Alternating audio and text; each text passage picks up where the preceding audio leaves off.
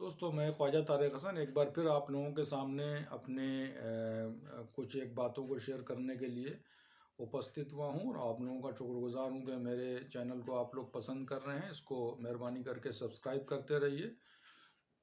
और तमाम तरह की क्वेरीज़ हैं यहाँ पर, तमाम लोग मुझसे ये पूछना चाह रहे हैं। ये मनोज जी हैं और मीना जी हैं, ये कोई अंकुश रस्तोगी जी हैं और ये रेशमा जी हैं।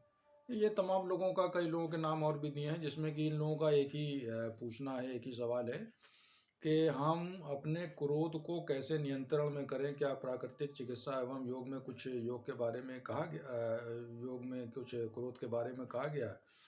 तो मैं इसका जवाब आसान तरीके से देना चाहता हूं कि पहले हम क्रोध के समझें कि क्रोध है क्या चीज़ और इसके कितने प्रकार होते हैं। देखिए, कोई भी कार्य अगर हम करने चलते हैं और यदि वो कार्य पूरा ना हुआ, हमारी इच्छा शक्ति जो भी थी और वो उसमें अगेंस्ट उसके, यानी कि वो पूरी नहीं हो पाई, तो उसके अगेंस्ट हमको क्रोध आता है। और ये 3 तरह का होता है। पहले हम ये समझ लें कि क्रोध जो है वो सात्विक क्रोध, राजसिक क्रोध और तामसिक क्रोध, ठीक है? या आप इसको कह लें कि पहले तामसिक क्रोध, राजसिक क्रोध या सात्विक क्रोध। तो तामसिक क्रोध के अंतर्गत क्या होता है कि यदि कोई हमारा कोई भी काम हम करने चले, या हमारी इच्छा है कि हमारे साथ हमको ये मिल जाए, ऐसा हो जाए, या हमारी इच्छा पूरी हो जाए, और यदि वो इच्छा पूरी न होती है, तो हमको जो क्रोध आता है वो तामसिक क्रोध के अंतर्गत आता है। और यानी इसमें अपना हित छिपा होता है, यानी इसमें हमारा अपना हित होता है, और अगर वो हित पूरा ना हुआ तो वो हमको जो है वो तामसिक क्रोध के अंतर्गत आएगा।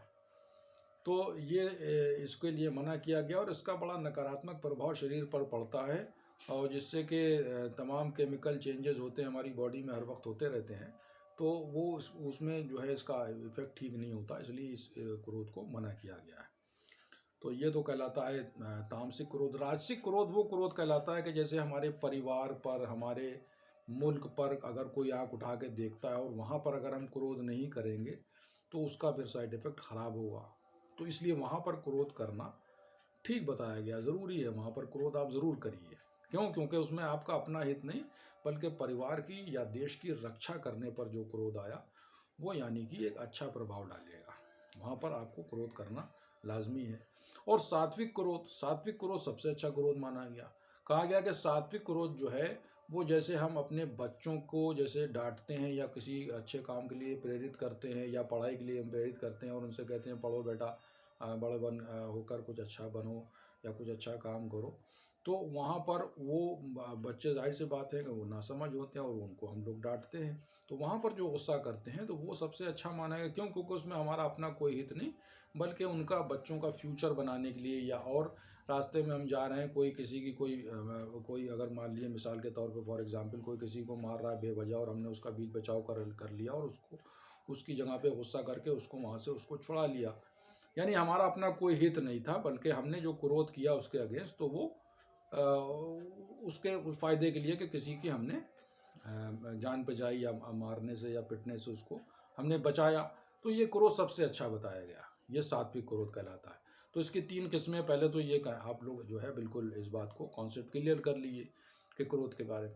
अब जो हमको ये मना किया गया इसके बारे में तमाम जगहों पर, इसका ये है कि जैसे चरक संहिता में भी ये बात कही गई कि क्रोध को मनोविकार अर्थात मन के रोगों की विकृत मानसिकता का नाम दिया गया है। कि विकृत मानसिकता यानी क्रोध अगर हम करेंगे, तामसिक क्रोध, तो वहाँ पर बहुत अच्छे से वहाँ पे मना किया गया है। हमारे जो ये चरक संहिता है उसमें भी इसका जिक्र है।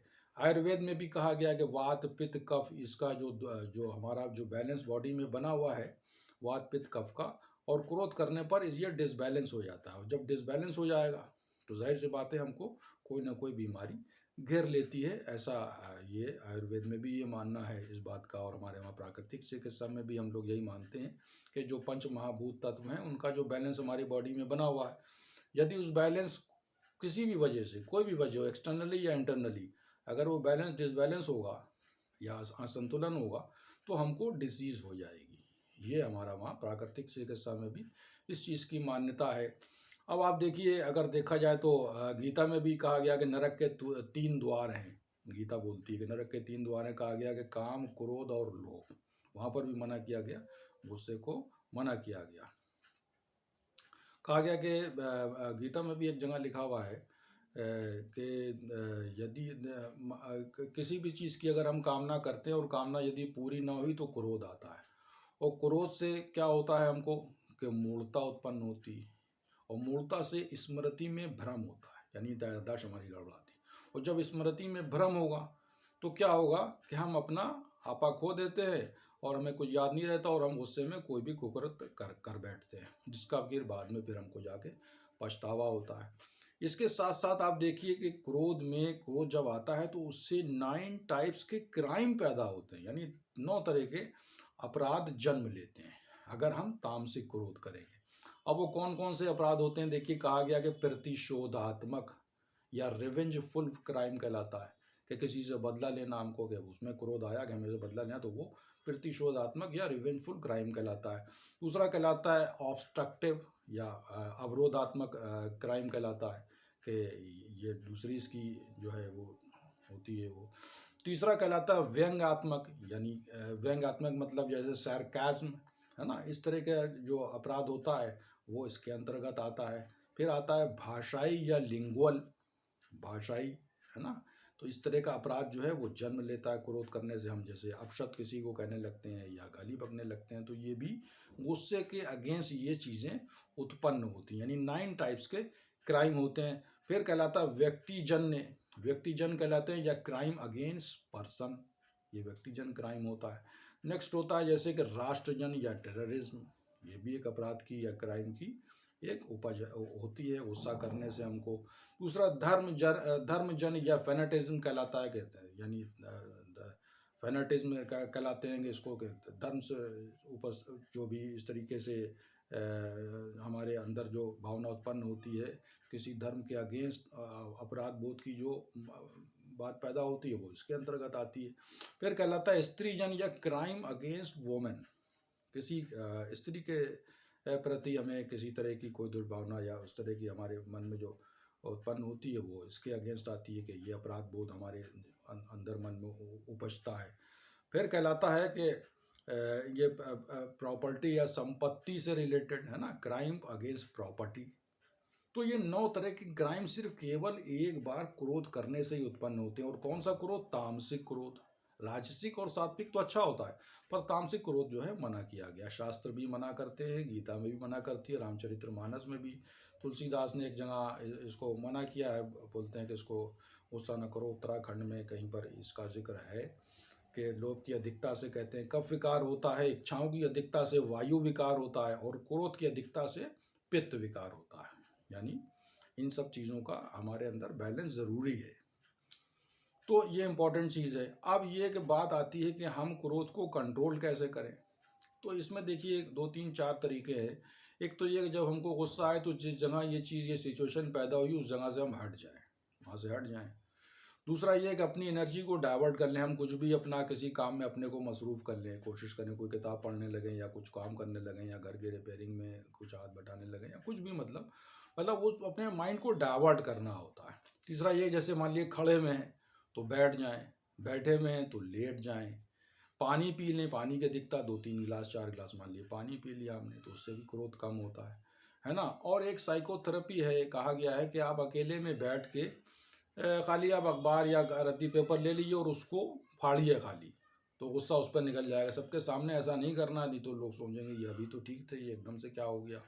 तो इसलिए जो कोशिश ये करें कि वो अकेले में बैठ के खाली, ये साइकोलॉजिकली अपने गुस्से को कम करने की ये प्रोसेस है। तो ये कई चीज़ें हैं जिसमें कि बताया गया कि पहले तो हम क्रोध करें ही ना, कोशिश करें अपने को कंट्रोल करें, समझदारी से काम लें। क्यों? क्योंकि उसका नकारात्मक प्रभाव हमारे शरीर पर पड़ेगा, और जब नकारात्मक प्रभाव पड़ेगा तो जाहिर सी बात है हमारे जो भी बॉडी में जो केमिकल चेंजेस होंगे उससे क्या होगा, हमें डिसीज़ को हम दावत देंगे, स्ट्रेस को दावत देंगे, उससे स्ट्रेस पैदा होगा। और जब स्ट्रेस पैदा होगा, तनाव पैदा होगा, तो जाहिर सी बात है, कहा गया कि मोर देन 60% डिसीज़ जो होती है वो तनाव के कारण होती है। तो हम तनाव को पैदा ही ना होने दें, और अगर हो भी रहा है किसी वजह से, तो जो तरीके हमने बताए हैं इनको अपनाएं, और उम्मीद करते हैं कि हम लोग काफ़ी हद तक अपने क्रोध पर या गुस्से पर कंट्रोल कर लेंगे। मेरी ये आप लोगों से अपेक्षा है, और आगे भी हम कुछ नया आप लोगों के सामने उपस्थित करने की कोशिश करेंगे। Thank you very much.